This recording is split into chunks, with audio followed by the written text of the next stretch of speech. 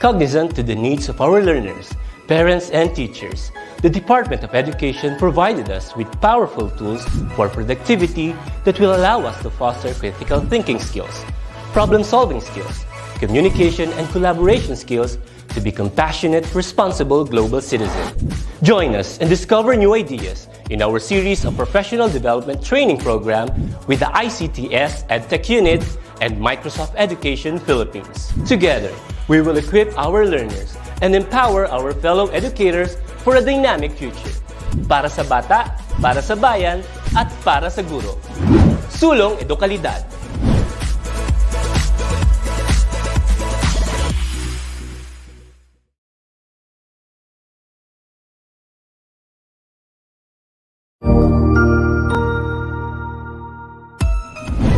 Mabuhay! Good day to all! I am your tutor Madge. Welcome to ETUlay, a free online tutorial, an initiative of the Department of Education, Information and Communications Technology Service, Educational Technology Unit, ICTS EdTech. This program is aimed at helping and assisting learners from kindergarten, senior high school, ALS, Alive, and SPED learners. Aside from answering the modules, the ETUlay is offering programs which you will surely look forward to. Together with our parents and teachers, the ETUlay will bridge the gaps where difficulty and ease meet in learning new knowledge and skills. So, let us prepare our modules, pen and paper. Ready your mind to see and hear worthwhile and interesting lessons. Let us now study and learn, together with our volunteer online tutors. Tara na!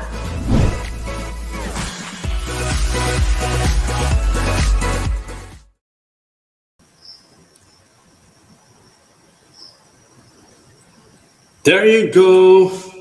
Hello po sa ating lahat. Good afternoon. Happy World Mental Health Month.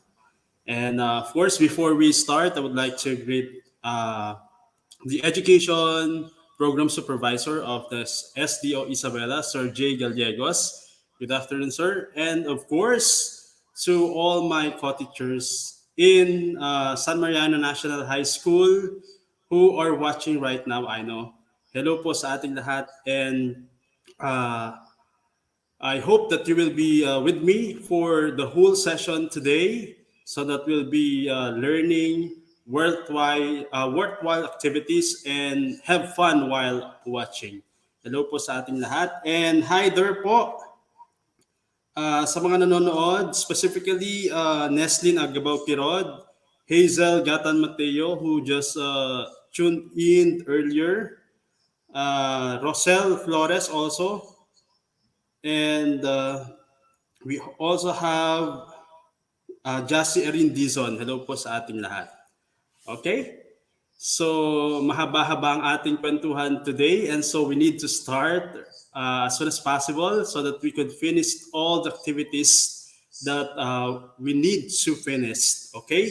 So, we are already in our week 5, and the competency that we need to master is to identify the literary elements, literary techniques, and literary devices in various modes of fiction, specifically plot and conflict. So this is Tutor Jerry from SDO Isabela.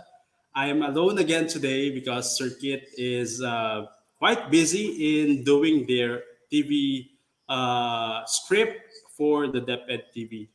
Okay? So, but definitely, siguro sa susunod na session, we'll be able to have him. Sige. So, last time, I was not able to feature a certain poem, a tribute to teachers. And so I would just like to have a quick presentation of this poem, which was originally composed by Kit R.G.C. Runas. Actually, these are for the teachers who just celebrated the World Teachers Day. Okay, it's entitled "Teach Me How, You Teach Me Now." She's actually from San Mariano National High School, SDO Isabela. Okay, so allow me to read it as quick as possible. Okay, so I can hear their pens scratching from afar, where teachers are reaching out. I can tell that they are raising their hands and holding me, holding each and every student that they can grasp with, to guide us to be better for something we look forward to, for the future of what we become. You took me to a mirror to face the shadow of my fear, and I faced it. I faced it still. When I look up, I look at you, so humble. When you told me that I do now, tomorrow, and again, when tables are turned, so do the chair. But you still kept your foot into the ground. You still hold those pen and chalk, the paper, my future. Behind the door, you wait. You wait for us to return. You wore the suit of a youth saver between the war of the world and a silent healer. You feed insights to them to understand themselves, of their wants and the needs, their rights. Between three paths, you've decided to guide me. You were the distance of my before and part of my fate. You were the process. You taught me how, you taught me now. Now I made fits. I'm still making another and you're not yet done. The guide to the right route. For me, when I inquire, you know the words. You've been keeping them from day by day, you knew them too. Because when I hear those chalks scratching, the tip of a pen dipping on a paper, I can feel your desperation, your determination of knowing what my dreams are, and helping me to get it until I am it, and then until I make it. Okay, so that's a simple tribute now for us, our dear teachers, coming from a student of mine from the SDO Isabela. Good job, Kate RG Runas. Okay, so moving on, eto, pinaabangan ko to sa aking My Day kaninang umaga, the duties of the week for our creative writing. Okay? And these are the following students. We have Nestlin Hirod for the first one, and then Hazel Mateo also, Lynn Agustin, Louisdale D. Soriano, and Aubrey Miles P. Bensuceso. Actually, napakaraming nag-submit ng kanilang outputs. But then, these particular students, yung mga nauna, and then I was already done with the PowerPoint presentation last night. And then saka pa lang nagsidatingan yung iba kaninang umaga. That's the reason why hindi ko na napansin yung iba because I need to focus now on the PowerPoint presentation. But then anyway, I wish to remind you that sana during the next challenge, as early as Friday, nakapag-submit na po kayo ng inyong mga output so that I could screen it well, we could scrutinize it well so that if you wish to be recognized, then makikita yung mga pangalan at pictures nyo sa susunod na session. Okay?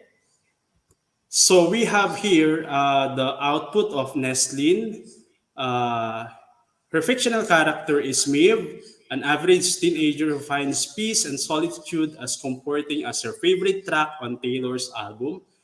She has an ocean blue eyes and flash of bright, smooth, and long wavy hair. Her skin was the color of just pressed olive oil and smooth as polished wood. She is an introvert and often finds socializing as an exhausting task. Maeve is a claustrophobic person or has a fear of confined or crowded spaces but loves to be drawn in the old places that exist inside of a book. She also owns a cat named Ola, who became her rant buddy. Maeve loves to sing and burst her emotions in the shower and often dance when she's lonely in front of their full-length mirror. She also She's also a night owl who's enjoying the company of moonlight when working. Maeve loves to write and hope to produce her own stories soon. Good job, Nestlin. Okay? So we have also the masterpiece of Hazel G. Mateo. Hello there, CJ Dagon. Her fictional character is Shane Tiffany, who is a woman with an angelic face and hair above her shoulders. A woman whose height is average for a Filipina with a slim body. A woman who is fond of adventure and enjoys doing something new for herself. A woman whose favorite dish is seafood and is also a fan of K-pop. Her voice is soothing and music to the ears. Like everyone else, she also has her strengths and weaknesses. She's sees life as a rocket track on which you may choose whether to keep running or to stop. She is a believer, a dreamer, and a warrior. Again, good job, Hazel. Okay? We also have Lean Agustin. I believe this is from Alibadabad National High School. And her fictional character is Zaimin Yaz. Okay, so let me just read half of the masterpiece so that we could end well the lesson. We could finish all the lesson. Is a half Filipino and Korean girl. She has a narrow eyes and long eyelashes that are admired by people around her. Her skin is smooth and her hair is up to her shoulders. She is a woman who is direct to the point when it comes to speaking, and she hates people who interfere and judge her by her dress.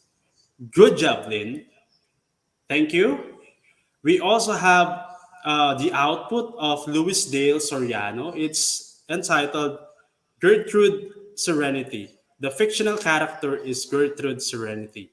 She have this long black wavy hair, sleepy brown eyes, and a mesmerizing smile. She hates it when people call her with her first name, which siguro lahat naman tayo. She's a dog fancier and an epicure. She can start her day without teasing her two dogs and eating her favorite sandwich.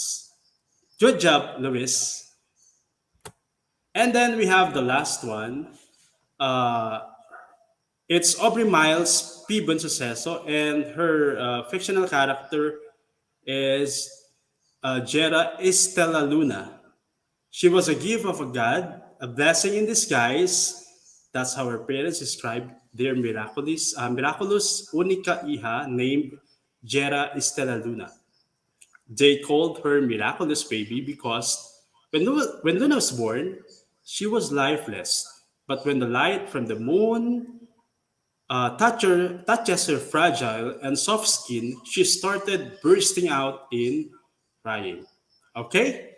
So, good job, Aubrey.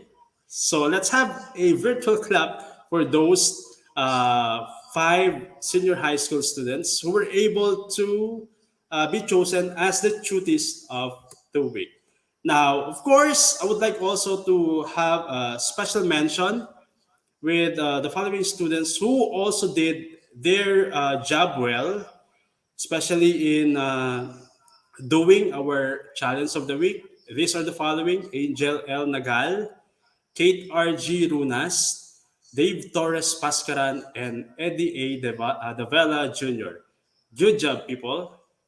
Okay, so moving on, I would like to post now again, as early as now, the challenge of the week for our next session. Siguro screenshot nyo na lang and then we could move to the next PowerPoint later on. So for your next challenge, you are going to create a conflict poster. Maybe this one is digitized poster, and you could post it in your Facebook accounts. Okay, so we have the given directions. You're going to produce an original movie poster portraying a type of conflict. It could be man versus nature, man versus God, man versus society, or man versus himself. Okay? And discuss into the as will be discussed in today's lesson. You're going to post your movie poster on Facebook with your picture using ETUlay, hashtag ETUlay Creative Writing. The best movie posters will be featured again next week. Hello there kay Ma'am Gina Balbin and also to Ma'am Nova. Hello po, good afternoon. Okay, So it will be posted later on again. Don't you worry. For those who will be coming late. So as I've said a while ago, after going through this module, you're expected to identify the various elements, specifically on the types of plot and conflict. Okay? Sige. Hello din kay Mariette Salvador Baloran Galut and Christine Abad. Hello po sa inyo. And also Alexander Florante Capada and Jana May Resio. Okay. Now, characters in fiction, you'll just have a quick review with the previous lesson that we have last time. You're going to identify the character type based on the descriptions given uh, later on. Type your answers on the comment section. Okay? So, let us make it quick. So, yeah, it's just a quick review. So, for the first one, we have characters who do not change throughout the course of the story. So, during our previous lesson, we've tackled the different types of characters, right? We have static, dynamic, flat, what else? Round characters. Okay, so those are your choices. What do you think is the first one? Characters who do not change throughout the course of the story. Is it static, round, flat, or dynamic? Okay, so I think your answers are again coming late. So for this one, we have the right answer is static. Okay, so static characters do not change throughout the course of the story. Okay, for number two, we have fully developed figures in a story. They are complex and show depth. Okay, what do you think is the type of character based on the given statement? Anyone? Sige. According to Luis Del Dumelo, it's a static character. Yeah. Sarah Jane Galutera, static for number one a while ago. Sabi ko na nga eh, your answers are coming late. And Mikhaila Sumibkai also answered static. What about for number two? Fully developed figures in a story. They are complex and showing depth. So your answers are what? Sige. The answer for this one is round. Okay. So we have now static and round. For number three, we have main character who pushes the action of the story and engages the reader's interest and empathy. Ano kayang type of character yan? Yeah. So actually, your answers for number two are all correct. It's round. Now we're moving to number three. Main character who pushes the action of the story and engages the reader's interest and empathy. Alam niyo yan. It's what? Hello, Mikhaila P. Sumibkay. Good afternoon.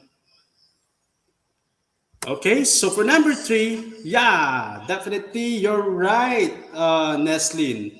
It's protagonist. Ito yung kinaiinisan natin when it comes to movie or a story in a book. Dinadala tayo niyan, naiinis tayo. Okay, so we call it as the protagonist. Very good for Neslin, Dave, Louis.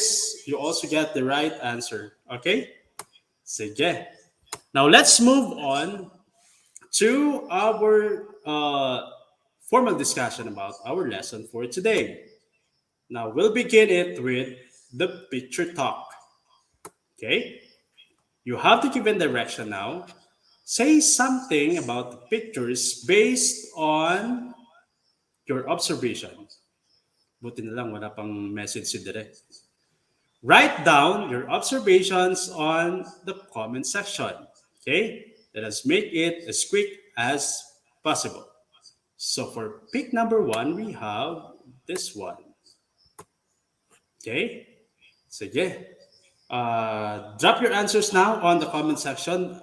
Ilagay nyo lang kung ano yung observation nyo about the number one picture, the first image. Okay? What do you think is the characters are doing? And who are the characters kaya? Okay, so I'm going to wait for your answers. Sige. So for pick number one, it has something, does it tell something about ego? May kinalaman ba sa ego yan? Or what? Okay, sige, nag-iisip pa sila. So it has something to do with a shadow and a person who is trying to steal something. Maybe that is money or food. Diba? Shadow thief daw according to Alexander Florante Capada. Very good. Yeah, it has something to do with that. Shadow thief. What else? Ang ganda ng kwan mo ah. A combination of words. Okay? So actually, these two, yeah, it has something to do with shadow thief. But then that shadow is certainly your self, right? Sige. Mamaya i-drive ko kayo sa kung ano ang mga gustong palabasin ng mga images na yan, ng mga pictures. Okay. So let's have the second one. Yeah, money is the root of all evil, according to Clara J. Rapio. Wow. Corruption naman, according to Sarah Jane Macabangon de Lutera. What about the number two picture? Pick number two. Yeah. Parang wife and husband. Okay. Ito siguro ay, they call it, a real scene at home na wag naman sana mangyari. Di ba? Okay? According also to, yeah, pinipigilan po ng shadow yung man sa pagnanakaw, according to Alexander. Okay? I think po it's all about herself. Yeah, you make your own enemy. It means that your greatest enemy is your own self. Yeah. What about pick number two? It's yeah, blaming daw according to Nino Clavero Lucban. Very good. Sige. Siguro, yeah, it's about blaming. The woman is blaming the man. According also to Michaela, it's argument. Wow. Sige. Definitely, it's an argument.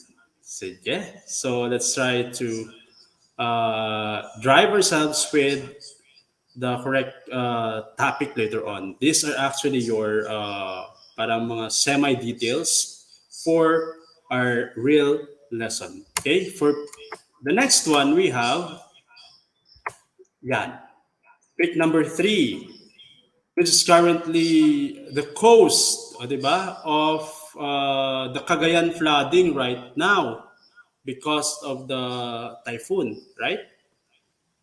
These are actually causes of the flooding na nangyayari ngayon sa Benguet, particularly sa strawberry farm. Nakita niyo ba yon, mga students? Binabaha ang strawberry farm ngayon, and then yung palay, worth 300,000 pesos na nawala lang, inanod lang ng bagyo. And nakakalungkot. Okay? So, pick number three, illegal logging. According to ID May Balagaw. Sige. According to Clara Joy Rapio, it's man versus nature. Yan. Sige. It's man versus nature. Sige. Now, what is present in all the given pictures? Ano yung mga nandun? For pick number one, pick number two, and then pick number three. What is present in all the given pictures? Ano yung mga nandun? Okay? I'm going to read your answers. So be quick in answering, please. Yan. Man versus environment conflict. Yeah. That's pick number 3. So what is present in all the given pictures? Conflict daw po according to Alexander Florante Capada. Okay? Is it conflict? Sige, hulaan natin. It's definitely conflict. Yeah. So, part of our lesson later on is about conflict. Now, we move to the next activity. Yan. Ito naman, you have to say something about the given excerpts. Okay? This is actually an original composition siguro ni Sir Kit because he did this part in our PowerPoint slide. Okay? Sige, now let's have the first one. As Nena puts on her veil, she remember. You think of the word remember, huh? She remembers her fiancé Kiko 3 years back before, swearing he would make her his wife someday. Yan, pinangakuan si Nena. A tear falls as she prepares to walk down the aisle of San Mateo Church. So yes, so that's the first one. Okay, that's the first one. So for number 2, we have, in my younger and more vulnerable years, my father gave me some advice that I've been pondering ever since. John, whenever you feel like criticizing anyone, he told me, just remember that all the people in this world haven't had the privileges that you've had. Okay? Sige. Tignan natin. What what did you observe regarding the statements? Anong napansin nyo? Okay? Does it has something to do with the pictures a while ago or wala namang kinalaman doon? Okay? So, we are talking about what? The two particular statements are talking about flashback. Di ba? Kaya meron doon yung word na remember. Okay? Parang nagpa-flashback. Yung mga naririnig nila the previous times and then at present times na kung ano na yung nangyayari and they're learning their lessons from it. Okay? So that is already a flashback. Huwag kayong magpaniwala sa mga promises of forever na yan. Wow. That's for the statement number 1 kanina. Okay. Now, what do you know about a plot? Yan. Actually, we are talking about a plot. The first one a while ago is conflict, right? And then we move on to the flashback. Now, pag-uusapan pa natin ang iba pang mga parts ng plot later on and types of plot. Okay? Bitter yan according to Alexander. Past versus present. Naman according to Mikhail. Maraming nakaka-relate sa statement number 1. Sana lang hindi kayo pangakuan ng inyong mga girlfriend and boyfriends right now. Wow. Okay?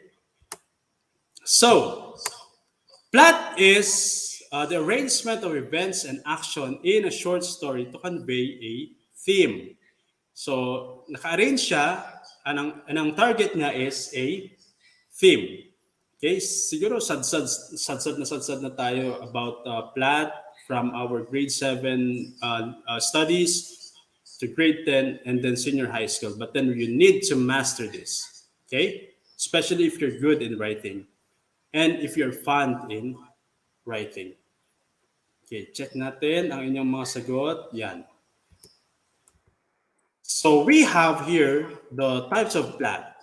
Okay, so we have the flashback, the exposition, rising and falling action, conflict and climax, and then the resolution. So we have how many? 1, 2, 3, 4, 5, 6, 7 types. Okay, so it's actually an arrangement of event.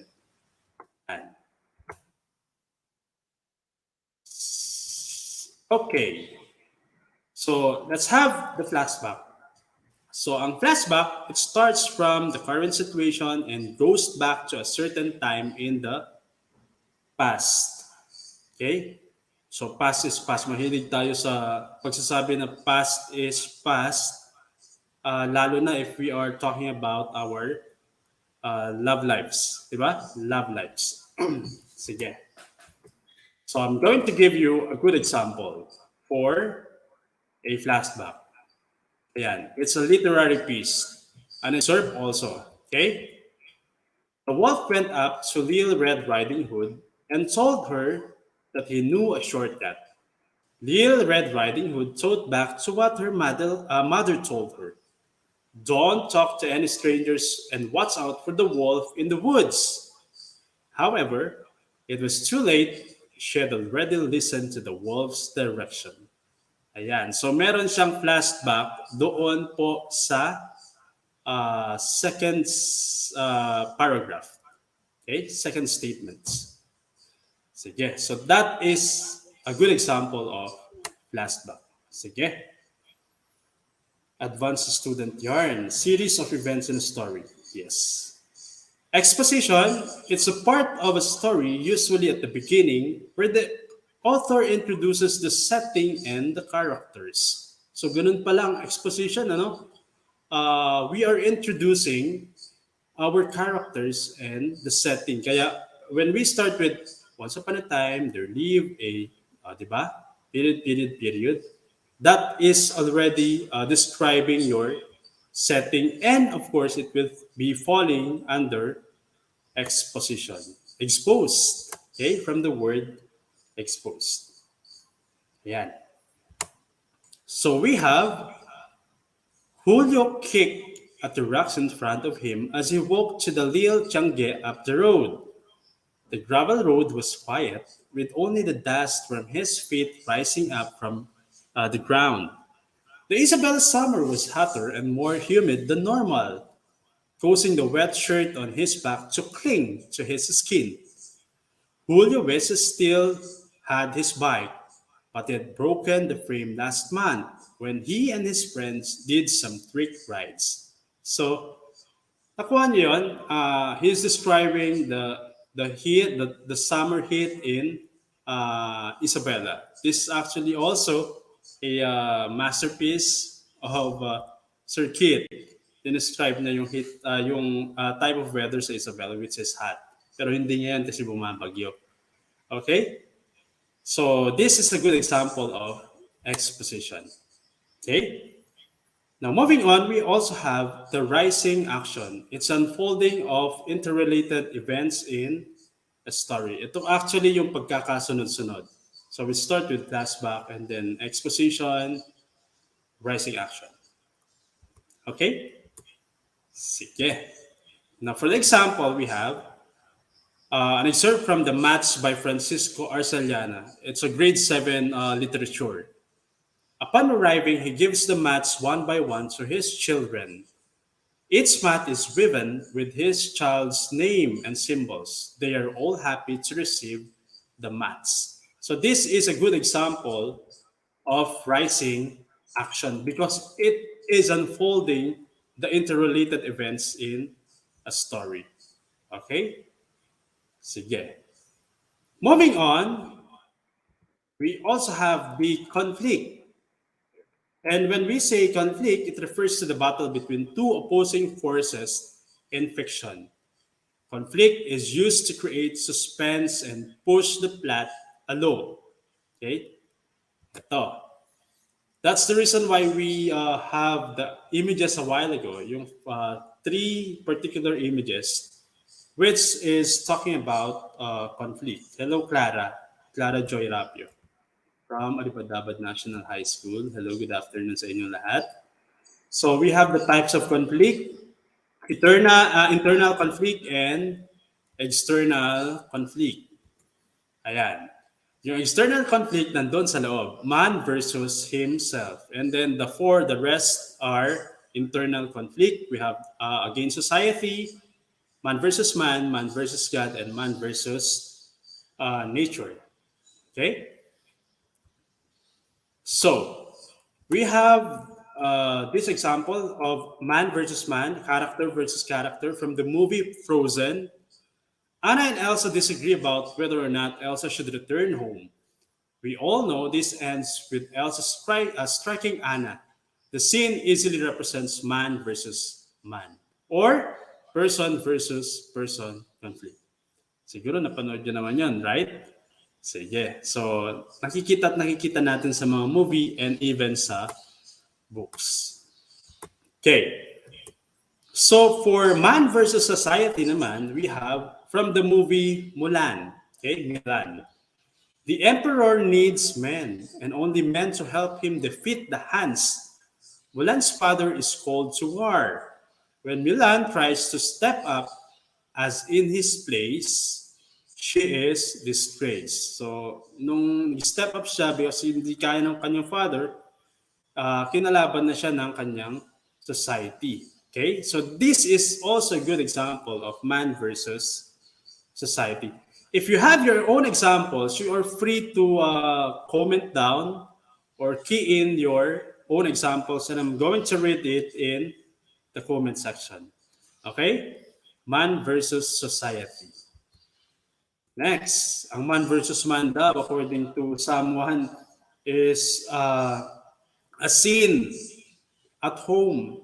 Nanay versus tatay, that's man versus man. Mali yun. Okay? So, man versus nature naman, this is from the movie Moana. Moana is determined to see what's beyond the horizon. But nature, the ocean, has different plan. She struggles to make it past the waves, and this scene is an ideal man versus nature conflict. Okay? So kahit na gusto niyang tingnan yung horizon, hindi siya pinapayagan ng nature because of the waves in the ocean. So that is definitely a good example of man versus nature. Okay. Hello po kay JVC and Pagirigan Domingo from Hume's Herodotus. Okay. There is a conspiracy theory that Elsa being in isolation for a long time, the whole story of Frozen simply happened inside Elsa's head. Oh, so that's a trivia according to Isaac Newton. Oh, hindi niya totoong pangalan yun, right? Okay. Sige. So next we have man versus God. Actually, naghahanap ako ng good example ng man versus God from a certain movie. Pero nagpo-fall pa rin siya talaga doon sa movie na Odyssey. And I'm encouraging everyone na panoorin yon if it's available because napaganda ng movie na yon. Okay? It's Odyssey. Kung wala, Odysseus. Okay? Because the main character there is Odysseus.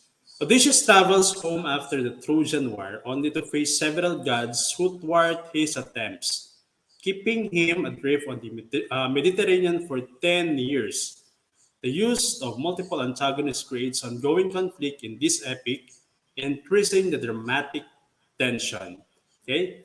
So because of the gods, nagtuloy-tuloy siya na magstay doon sa ocean, the Mediterranean Sea, for a long time, for 10 years. And kasama niya yung kanyang mga alagad, and then definitely hindi na siya nakilala pagka uwi niya ng kanilang kingdom. But then, as the story goes by, nakilala rin siya at the end because of something that he did, which is actually his signature. Okay? Na siya lang yung nakakagawa. Okay? So that is man versus God from the movie Odyssey. So we have only 5 minutes. Yan. Man versus self. Yung mga mahilig sa self-pities, ayan, dito tayo nagpo-fall. Tayo kasi sinama ko na yung sarili ko. Okay? This is from the movie Tangled. A poor Rapunzel has just left the tower and is feeling mighty conflicted about what she has done by defying her mother's wishes. So, kinontra niya. Parang hindi niya sinunod yung kanyang mother's wish. This scene is a perfect example of man versus conflict. Okay? Sige. So, what else? Okay? So, sabi ko nga, if we're fond of having our own self-pities, then we are having a conflict within our self, and that is external conflict. Okay? Sige, I hope na nakuha niyo yan. Now, we also have here the climax is where the problem or conflict is at peak of interest. Okay? This is an excerpt from how my brother Leon brought home a wife. When they have arrived home and Baldo was called by his father and they had a conversation about their trip and about Labang, he did ask a deal about Maria at first. It seemed. So yun yung kanyang climax doon sa story. Okay? I hope na nabasa nyo na rin yun. Sige. If you have questions in mind and you still wanted a lot of examples, you can actually go back to our literary pieces and then you're going to read it. Or there are still a lot of examples in the internet. Okay? You're free to read from it. Because those things are necessary for you, especially that you are studying. Okay? Sige. Falling action, in the other hand, is the result of the events that happened in the climax. So, nangyari daw sa climax. In Disney's Beauty and the Beast, the falling action occurs after the fight at the Beast Castle, and after the Beast becomes human. He realizes Belle has saved him with her love. And then all of the other characters who were affected by the enchantment slowly return to their human form. Kung napanood niyo yung movie, and that is definitely the falling action. Yeah. Okay? Sige. Now moving on is the last stage we have. The resolution. It shows how a conflict or a problem is solved, leading to its downward movement or end. So this is actually the end. Kung ano yung nangyari at the end, that is the resolution. Okay? So this one is a good example. Romeo and Juliet are dead, and their families end their feud as they realize that their hatred has led to the deaths of their children. Okay? This is a good example of a resolution on how Romeo and Juliet ended. Okay. So I think we will be lacking of time. Hindi natin matatapos yung inyong assessment, and of course we'll be doing it during the next session. We'd just like to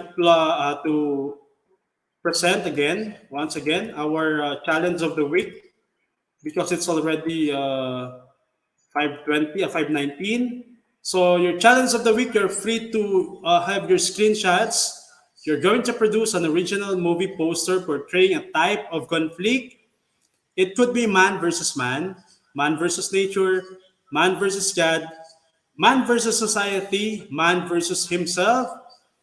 And you're going to post your movie posters on Facebook with your picture using the hashtag ETUlay creative writing.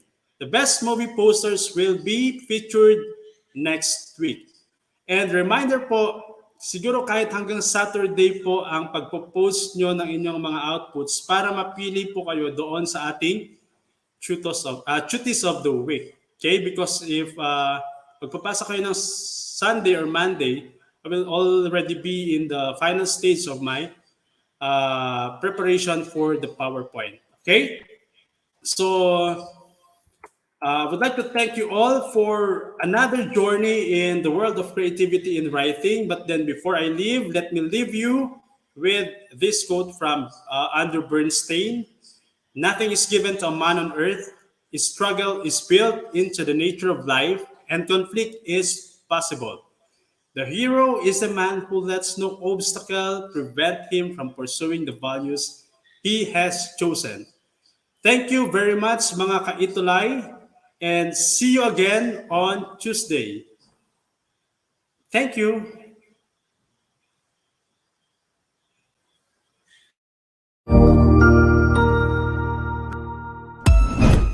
Ang husay naman!